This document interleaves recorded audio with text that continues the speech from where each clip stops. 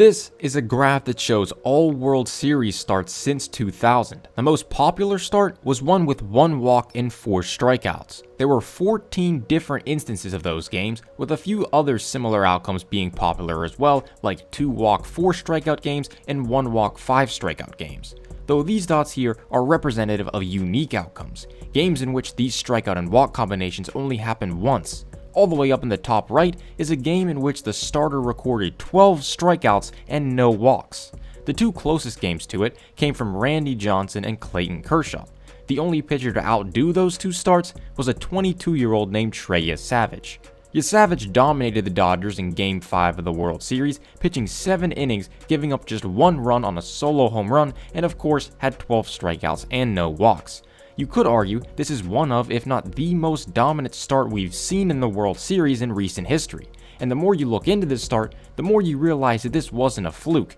This is more of a preview of things to come for this 22-year-old. To understand how a pitcher went from being drafted just over a year ago, jump from low A to the majors in a single season, and proceed to dominate some of the league's best hitters on the biggest stage, you have to understand just one thing: the uniqueness. And for a pitcher, being unique is about the best thing that you can be. Yesavage was the 20th overall pick in the 2024 draft, as the Blue Jays selected him out of East Carolina. As most pitchers do, Yesavage took the remainder of the 2024 season off and would make his pro debut at the start of 2025. Yesavage debuted for the Low A Blue Jays in a game against the Jupiter Hammerheads, the Marlins Low A affiliate. He started off the year on the wrong foot, walking 6 batters in his professional debut. He would get on the right foot eventually though, and he would do so quickly. After just 7 games in Low A, he was promoted to High A. After 4 dominant starts in High A, he was promoted to Double A. After 8 starts in Double A, he was promoted to Triple A. And after just 6 starts in Triple A, he was promoted to the major leagues, just in time for a few starts before the postseason. This kind of progression is not normal, even for a first-round pick. To go from Low A to the major leagues in a single year without even skipping a level is pretty rare. It's not like the Blue Jays were rushing to get him on the major league team. Yesavage just forced their hand. Take a look at this graph that shows minor league pitchers' strikeout rate and walk rate. Yesavage led all minor league pitchers that threw at least 90 innings last year with a 41% strikeout rate. His walk rate was close to average for one of these minor league pitchers at just above 10%. Jonah Tong of the Mets was the only other pitcher to reach the 40% strikeout mark. Looking back at active players' career minor league performances, it's hard to find one that's as dominant as Yesavage's. The only full-time starting pitcher to record a higher strikeout rate in as many innings in their minor league career at any level is Travis Sakura, who's currently a top prospect for the Washington Nationals. Spencer Strider, lower. Tarek Skubal, lower. Joe Ryan, lower. Brian Wu, lower. Even dominant strikeout-heavy relievers like Jeremiah Estrada, Cade Smith, Craig Kimbrell, and pretty much any other pitcher you could ever think that played in the minor leagues recently, lower. I think by now you get the point. Yesavage can certainly get a lot of swing and miss, but how does he do it? His fastball sits at 94 to 95 miles per hour, which is actually a little below average. Usually pitchers who get this many strikeouts are well above average in the fastball velocity department. But he doesn't need to throw hard because he's a type of pitcher that most major league hitters have never seen before. And the best adjective to describe him is unique. Pitching is a lot weirder compared to hitting. When looking at a hitter, most numbers that you look at, you want them to be higher. A number that you especially want to be higher is the percentage of you watching this who are subscribed, so if you enjoy the video, consider subscribing. I would greatly appreciate it. Even the underlying numbers like bat speed, contact rate, walk rate, if you're creating a perfect hitter, then you want all of those numbers to be as high as you can get them. When looking at some of the same types of numbers for a pitcher, things are a lot different. This is especially true when it comes to one of the biggest factors of pitching, pitch movement. Take this plot for example that shows right-handers' four-seam fastball movement versus the average. You might think a pitcher down here with a lower value compared to the average for vertical movement is much worse than a pitcher right here in the middle. Actually, the complete opposite is true. The fastball in the middle is Brandon Pfaadt's. It had an xWOBA of 429, which was one of the highest marks in the league. That means hitters were hitting that pitch hard, ultimately a sign that the pitch is probably not that effective. The fastball down in this corner is Paul Skeens's. I don't think I need to explain to you how good his fastball was this year, as he was just named the unanimous NL Cy Young. That pitch had an xWOBA of just 267. In this corner is Chris Bassett's fastball, which was really good this year. In this corner is a Yuri Perez, who has one of the most dominant fastballs in the league. Up here is Nick Pivetta, who also had a great year because of his fastball. One thing that these four pitchers have in common is the fact that they are far away from the middle, or in this case, the average. That is because this area is known as the dead zone, the fastballs with the most average and least unique movement profiles. The batter has seen fastballs that move like that more than any other fastball. A hitter's brain has that fastball movement ingrained into it, and hitters can get their bat paths perfectly aligned with it, and it's pretty easy to square up. Now, there are a few things that could save an average movement profile, like a uniqueness factor from somewhere else like velocity, release point extension, or relationship with another pitch that the pitcher throws. But in a simple case where we're just looking at movement, the farther away from the middle, the better. That's the case with our subject today, Trey Yesavage. He has one of the most unique movement patterns for a right-handed four-seam fastball. If we look at the raw movement numbers instead of compared to the average, we can really see how it moves. It gets significantly less tail than other fastballs, or less movement towards a right-handed batter. It also gets a ton of vertical movement, counteracting against gravity pulling it down. It's in a little subgroup with Nick Pivetta and Ryan Nelson, non-coincidentally, two of the best fastball pitchers in the entire league. Ryan Nelson's fastball had a 23 run value this year, which was the highest in the league, basically saying it was the most impactful fastball in the league at preventing runs this year. That's better than Paul Skeens, Jacob deGrom, and Brian Wu. It gets this high because of the volume at which he throws it at. He throws it 62% of the time. Hitters are still unable to do damage off it even though they practically know it's coming. That is part of the reason why he quietly posted a 3.39 ERA in one of the hitter-friendliest parks in the league. Nick Pivetta was a handful of spots behind with 17 run value, who also had an impressive season. This gives us a look into what the value of a full season from Yesavage's fastball would look like. These fastballs are so different from what most hitters see, they have a hard time doing anything with them. If we look into the numbers behind Yesavage's fastball specifically, we can see some pretty unique things. It has 19.5 inches of induced vertical break, which was the second highest mark from a starting pitcher last season. This is 2 inches above fastballs with comparable velocities and release points. Basically, it gets a lot of rise fighting against gravity, making it much harder to hit. Though this is just the tip of the iceberg, and we aren't even done talking about the fastball, but at this point, I think I need to tell you about his craziest pitch, the slider. This is what a normal slider looks like when it comes from a right-handed pitcher. It breaks off away from a right-handed batter. Some sliders drop more than others, some have more horizontal movement than others, but Yesavage's slider doesn't fit either of those molds as it moves the wrong way. Here's a similar plot to what we just looked at with the fastball, with the values being the raw absolute movements, so the 0 mark is not the average.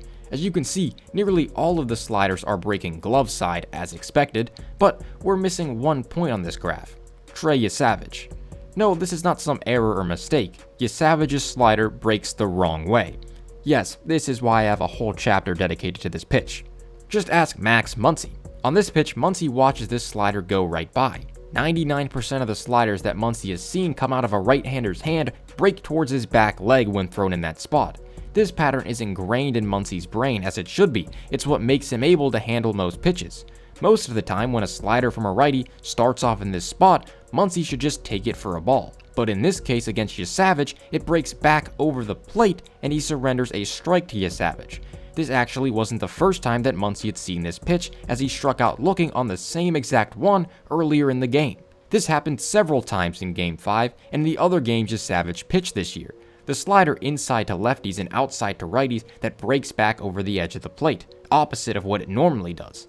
Tommy Edman, who's a switch hitter, hit righty against Yesavage to combat this, something you rarely see, and it also didn't really work. The Dodgers obviously knew about Yesavage's weirdness, and Max Muncy revealed the Dodgers' plan for attacking Yesavage after the series was over. To me, and I said this in one of the hitters' meetings, I said I want to treat him like I'm facing a left-handed pitcher that's just throwing down sliders. So that was my whole approach, was like, okay, if I'm facing a lefty, this has got to start at me, and it's got to be up. Because usually when you face a righty and a ball starts at you, you're jumping out of the way. Yeah, and, the first couple times I faced him, I did jump out of the way. I was like, ooh, I don't know what I'm looking at right here. Muncy did end up getting the last laugh on Yesavage, hitting a home run against him in Game 7 of the series, and you might be thinking that they already figured this gimmick out. We'll talk more about why this home run happened later, but in general, hitters only have roughly 150 milliseconds to decide to swing or not. Conscious thoughts like Muncy was talking about take a back seat to pattern recognition in a time frame like that, and Yesavage violates those patterns by being unique. Now you might be thinking, just how does Yesavage get this unique movement? Why doesn't everyone else simply throw a slider that breaks the wrong way? It really all comes down to the weirdness in his delivery and arm angle. Here's a plot that shows the average release point from basically every single pitcher in the league in 2025. They range from just over 1 foot off the ground, thank you Tyler Rogers, and over 7 feet off the ground. Let's zoom in on the top entries. This top one, guess who it is? I bet you thought it was Trey Yesavage, but he's actually right here. This one is actually Justin Verlander. That leaves Yesavage just 0.01 feet lower than the highest release point in Justin Verlander. Being unique in this category is part of what made Verlander so dominant in his career. Release point is something that is seldom talked about in the pitching world that's usually dominated by velocity and now spin rate, but it plays a crucial role in how effective pitches are. The point at which the pitch is released determines what path the pitch will take when it goes into the zone and whether that path will line up with the path of the bat for easy home runs or extra base hits. The angle at which the pitch crosses the plate relative to the ground is known as the vertical approach angle, or VAA. This is another area where it pays to be weird, and Yesavage is once again weird. His VAA on his fastball is negative 6.1 degrees, which is the second steepest out of all starters in 2025. The only other starters to have a VAA on the fastball be steeper than negative 6 degrees were Andre Pallante and Austin Gomber.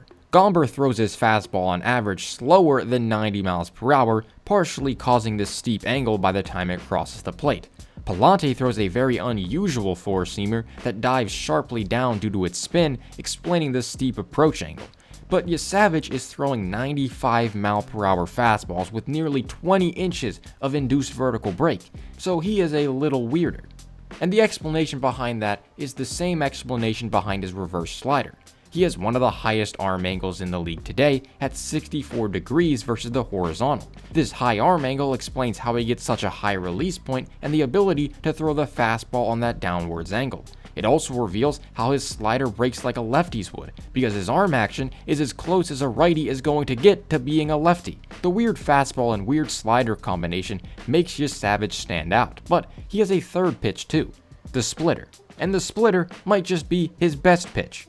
Yesavage recorded 55 strikeouts between the regular season and postseason this year. 31 of them came on the splitter. It generated an insane whiff rate of 58.4%, meaning if a hitter swings at it, he's more likely to completely miss it than to even make contact, including fouling it off. Yesavage's splitter is ironically the most average pitch that he throws according to the movement profile. The movement on it is more of what you would expect out of a splitter from a right-hander.